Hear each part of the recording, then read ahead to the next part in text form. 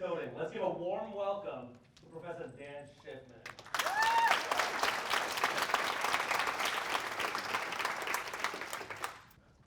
Okay, this is me now. First, so thank you, Saran. I just like looking at it, all these beautiful, amazing faces. I can tell already this is like one of my favorite conferences ever, if not the favorite. So thank you all. Thank you for having me. Thanks all of you for being here. I'm going to also talk about making art with code, and what I'm going to do is actually just show you a range of projects of things that other people have made that inspire me. And one of the things that's really solidifying in my head after listening to Stephanie's talk is that each project really has a story to it. So I'm going to give you a taste of a whole bunch of projects. You won't get that full story, but I really want you to think about the story behind these projects, and maybe you'll dive deeper into finding stuff about them. So I should say, first of all, that I am not an artist, although I also might want to say that everybody is an artist, but then that means maybe everybody except for me. I don't know. Anyway, something like that. But I did actually learn to code through making art projects. So these are two projects that I made. The one on the left over here is something that I made in 2002, which I think I was using my calculator earlier. Apparently it was like 15 years ago. But this is a project called Swarm, which paints uses a little flocking simulation to paint a portrait of the viewer. And on the right over there is a experiment where I took the film Run, Lola, Run and played it on this large video wall that's actually in the IAC building on 18th Street. On the West Side Highway, in lots of little tiny squares, all at slightly different moments of time. So one of the ways that I learned to code was actually through making art, and I think that's one way to think about learning new skills, finding yourself into a job if that's your goal. And so, but now where I really spend all my time is at a place called ITP. ITP is a 2-year master's program at Tisch School of the Arts. Red Burns, who's one of, she was an inspiration and a mentor of mine. Quote from her that I'm not sure if I made up, but if I did, it really is something that she would have said. No, she said this, I definitely said this. She has actually have a book of Red Burns quotes that is really wonderful. But technology is a means to an end, and that end is people. So that is also, I think, a really important theme in the work that I do at ITP, in teaching, in making open source tools, that, what's the reason for this technology stuff? It's because, hey, we're people and human beings, and there's this thing called the human condition and communication. And so really to think about the humanity in the work that we're doing is important. Another project that I work a lot on is something called the Processing Foundation, which is a not-for-profit organization. We maintain a few different open source tools for learning to code, for making creative projects with code, for making art with code, and beyond that. And actually, just to give a little plug, tomorrow one of the workshops is Cassie Tarkasian's workshop. She is a developer of a new web editor for P5.js, which is a JavaScript framework for creative coding and making visual animated projects in the browser. She's doing a workshop on P5.js. I also, somebody else put this slide in here, not me, but I also have this YouTube channel.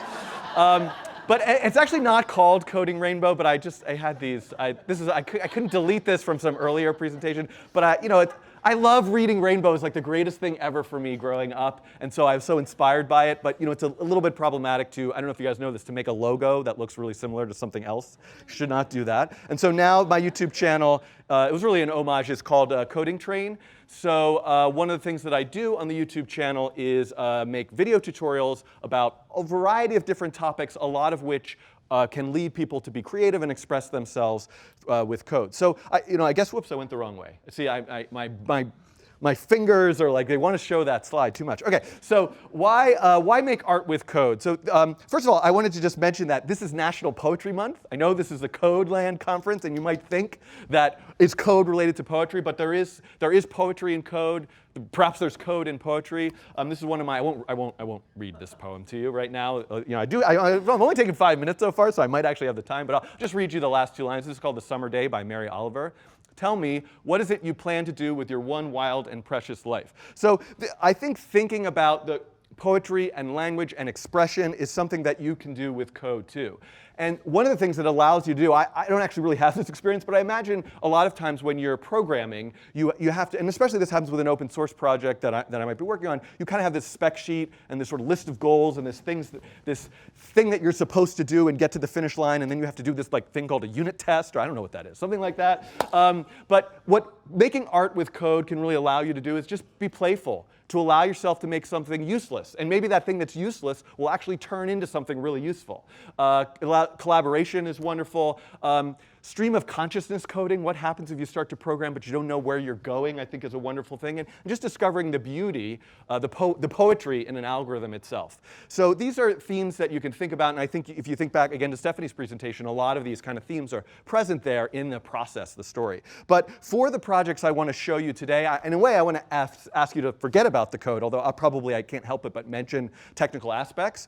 And I think what's important is to really think about the artist and the story, what inspired the work. So something that I did for today is I took a bunch of projects, some of which are people who sent me things they made, who are maybe viewers of the YouTube channel. I picked a bunch of projects that are made with processing, that are if you go to the processing website, there's an exhibition page with things that are made with those tools. And I also took some pieces that are made by students at ITP, the program where I teach. And I asked them all to tell me a little bit about themselves and what inspired their work. And I should also mention that some of the pieces, the ones from ITP, are on display in the hallway out here, so you'll be able to see some of them afterwards. OK, so the first one that I want to show you, apologies for Jacob's last name being cut off there, is by Jacob Foster. So Jacob is a developer and artist. And he writes, this project was inspired by dystopian future imagery depicted in apocalyptic movies and video games. OK, so this is actually something. So what I'm starting with is actually simple visual experiments that both this project and the next one are both available. You can see them on CodePen. So they're just JavaScript, HTML demos, ideas. This is called Corrupted Grungy Retro Text and CRT Effect by Alka. If you're wondering, by the way, I have a slide at the end that has URLs for every single one of these projects, and that'll be available after the conference as well when the slides are published. So OK, so the next piece I want to show you is by Ada Lovecraft. Ada writes that she is a senior creative technologist and algorithmic psychonaut. And she writes, I've always been fascinated by smoke patterns in relatively still air. The first time it worked, I was mesmerized, and I still find it absolutely enthralling every time I watch it. So this is also a piece that is called Smoke. It is available on CodePen.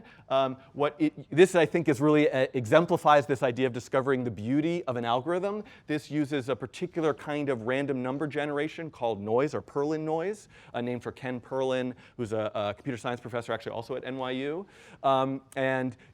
By just sort of visualizing the algorithm and looking at the results, Ada, she created this beautiful project that runs just right there in the browser. So one of the things that I see people do also so what I started with there are two projects that kind of are just simple experiments, visual experiments, right there in your web browser. You can look at the code, you can run them. But something else you can really start to think about is what happens when you take code and algorithms and put those things into the real world, into the physical world. So this is Mary Huang, who's actually a UX designer at Oculus. And her inspiration about her work, her project is called Continuum, is she wanted to make a computational fashion collection.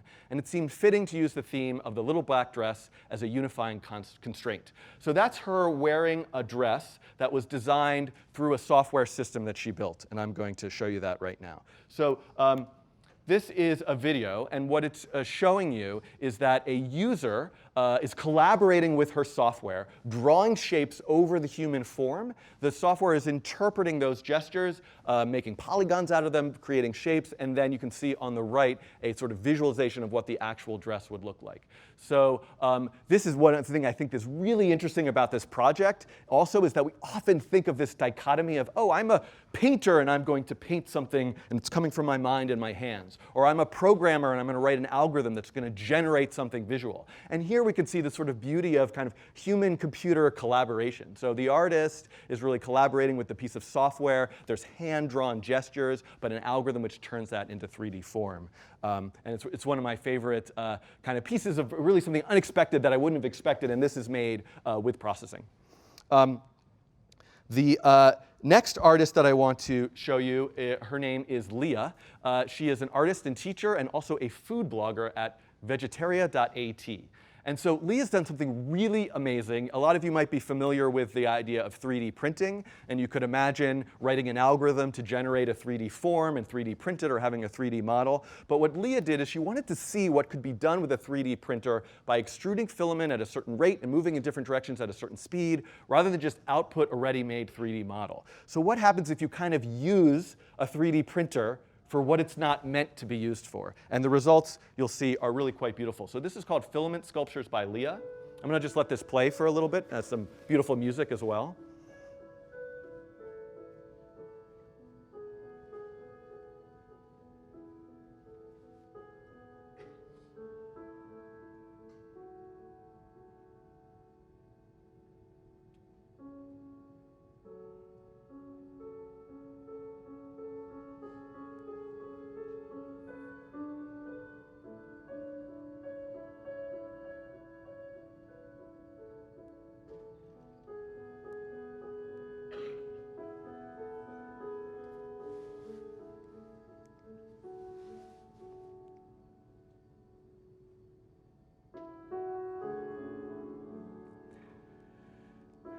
So this video is several minutes long. At the end, there's a link to her website where you can go and watch the whole thing. It's amazing to me the sheer amount of kind of beauty and variety that she was able to get just from writing algorithm, writing code to control the 3D printer. These are just, I mean, when I first saw this, I just was kind of amazed, and it just kind of awakened a part of my imagination that I just couldn't ever believe that this came out of a 3D printer based on how I understood 3D printers to work. I'm moving on now to showing you some works that you might sort of think of as motion graphics pieces. So I looked at some sort of like in the browser artworks, some physical manifestations, a dress, a 3D print. Cedric Kiefer is an artist and designer from Berlin. He's co-founder of a studio called Onformative, which is a studio that focuses on digital art and design in different media.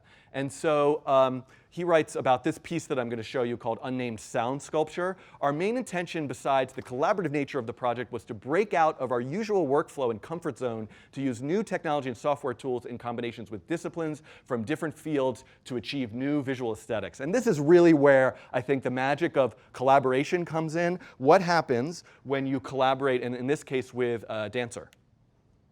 And so this is a piece called Unnamed Sound Sculpture. I'm going to let the video play in a moment. But what's going on here is, well, actually, I'm just going to let it play. Let it speak for itself, I think, for a minute.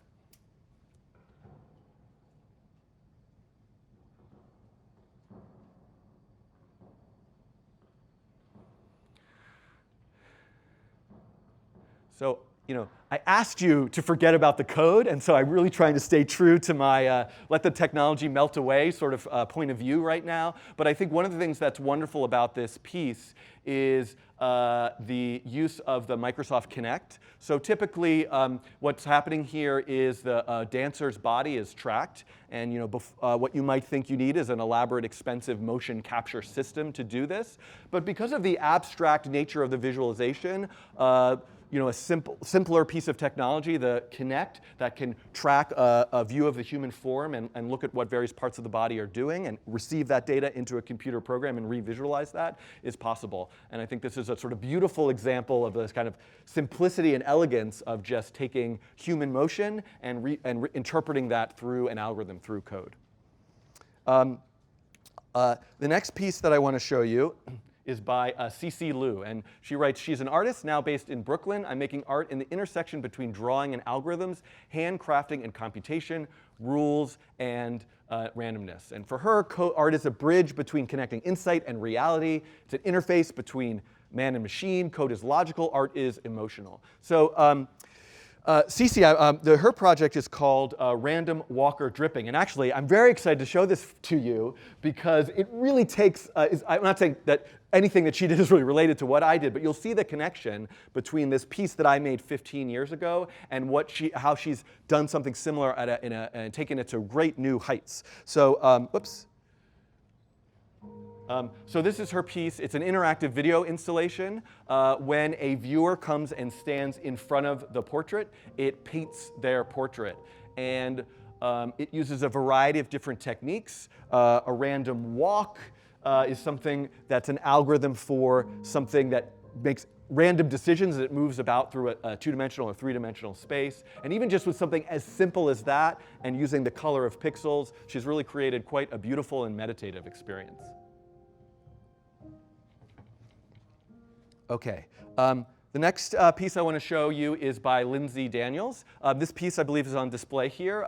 She is a paper artist, a perpetual student, and maker of things. Cece is an alum of ITP, and Lindsay is a current student. And Lindsay, I guess in class, asked this question. The question came up in a discussion, are books interactive? And she writes, I wanted to challenge the idea that they aren't. Pop-up books are already interactive all on their own. So what if they could also immerse you in a setting of their own making? So what Lindsay has created is a pop-up book that has interactive components that communicate with a screen, digital display, and tell the story, expand on the story that's in the book. And I will show you a brief little video of this. So you can see her manipulating the pages of the book, and as she touches different pieces of it, the story plays out for you on the screen. You can see this little cute little fox enters in the page as she touches a part of the piece. The next project I want to show you is by Yuan Chen, also on display here. Yuan is a former bank employee. She's a current designer and a future artist. I would say she's a current artist for sure. Hi, Juan's back there.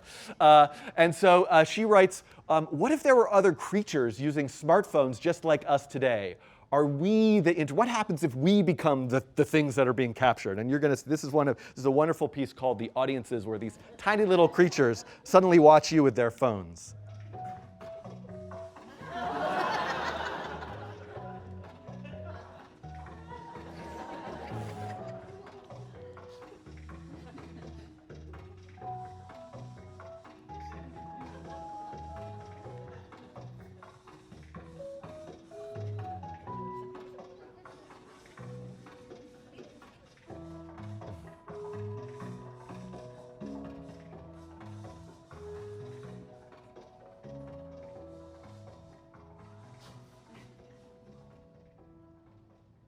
So I'm going to talk about the ITP show. This is from the ITP Winter Show, and I'm going to talk about the show in a minute as I wrap up here.